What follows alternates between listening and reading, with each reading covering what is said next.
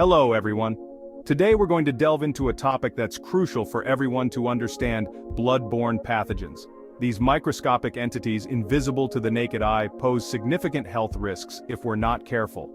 By understanding what they are and how they spread, we can take proactive steps to protect ourselves and others. Let's embark on this journey of knowledge together.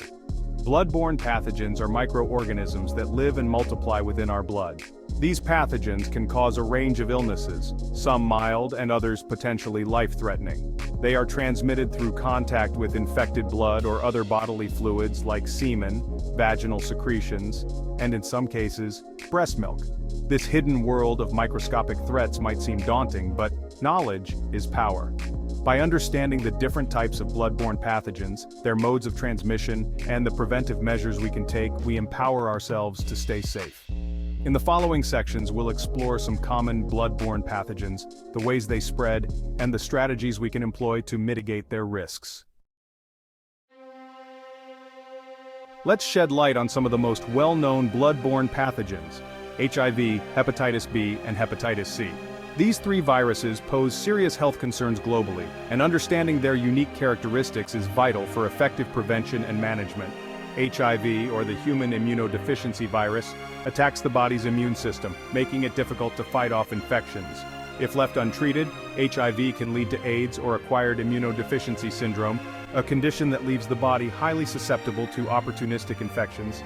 Hepatitis B and hepatitis C are both viral infections that target the liver. Hepatitis B can cause both acute and chronic infections. Chronic hepatitis B can lead to serious liver complications, including cirrhosis and liver cancer. Hepatitis C is also primarily a chronic infection, and like hepatitis B, it can result in significant liver damage over time. These viruses highlight the serious health risks posed by blood-borne pathogens.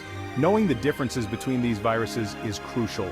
Each has specific modes of transmission, symptoms, and treatment options. Stay tuned as we delve deeper into the ways these pathogens spread and the precautions we can take to protect ourselves. Now that we've met some of the culprits, let's understand how these stealthy pathogens move from person to person. Blood-borne pathogens are transmitted through contact with infected blood or other bodily fluids. This transmission can occur in various ways, some more obvious than others. Needle stick injuries, a common concern in healthcare settings, pose a significant risk of blood-borne pathogen transmission. When a needle contaminated with infected blood punctures the skin, it creates a direct pathway for the pathogen to enter the bloodstream. Similarly, cuts or open wounds on the skin can provide an entry point for these microscopic invaders if they come into contact with infected blood. Mucous membranes, the moist linings found in our noses, mouths, and eyes, are also vulnerable entry points for blood-borne pathogens. Contact between infected bodily fluids and these membranes, such as through splashes or accidental rubbing of the eyes, can facilitate transmission. It's crucial to remember that these pathogens can't penetrate intact skin. Understanding these pathways of transmission allows us to identify situations where the risk of exposure is elevated.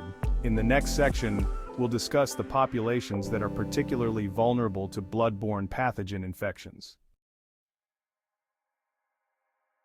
While anyone can be exposed to blood-borne pathogens, certain groups face a higher risk due to the nature of their work or lifestyle. Recognizing these at-risk populations is crucial for implementing targeted prevention strategies. Healthcare workers are on the front lines of patient care, often encountering blood and bodily fluids as part of their daily routines.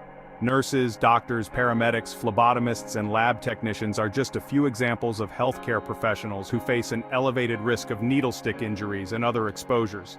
Emergency responders, including firefighters, police officers, and EMTs, also encounter situations where contact with blood is possible, particularly when responding to accidents or crime scenes.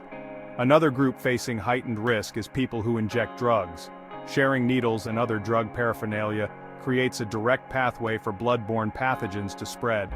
The transient nature of this population often makes it challenging to implement and sustain effective prevention programs. It's important to remember that everyone deserves protection from these infections, regardless of their profession or lifestyle. Recognizing these at-risk populations allows us to tailor prevention efforts and provide targeted education and resources. In the next section, we'll explore the crucial role of prevention in mitigating the risks associated with blood-borne pathogens. If this video meets your training requirements, this training is available for purchase. Click on the link to download a fully licensed presentation.